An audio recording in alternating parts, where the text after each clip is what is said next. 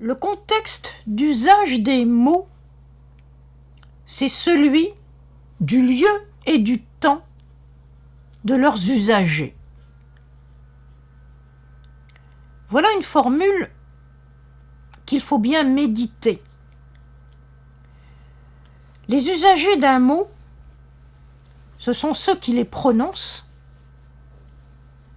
à un certain moment, dans une certaine époque et dans un certain lieu.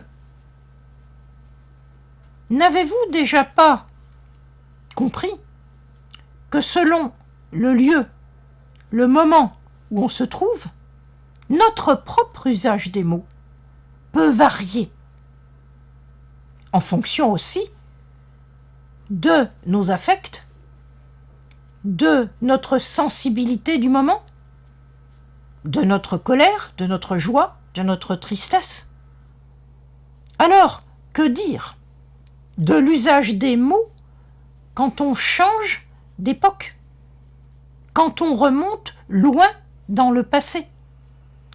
Il faut en fait essayer d'établir une sorte à la fois d'identification de celui qui use des mots, qui les emploie pour son propre usage.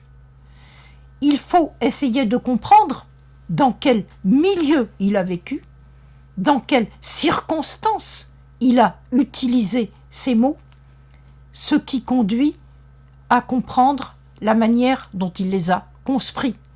Donc, en fonction des contextes différents dans lesquels on vit, que ce soit dans le passé ou dans le présent, l'usage des mots dépend de ce contexte. Et là encore, on va trouver une limite à ce que l'on croit intemporel quand il s'agit de mots qui sont utilisés dans le cadre d'une croyance.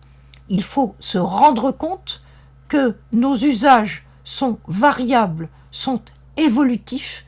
Il faut se rendre compte de cela pour devenir responsable de ce que nous croyons intemporel, de ce que nous croyons invariable. En fait, nous sommes dans une évolution permanente sans en avoir conscience. Il est important de comprendre cela pour devenir responsable de ce que nous disons et de ce que nous faisons au moment où nous le disons et où nous le faisons. À bientôt.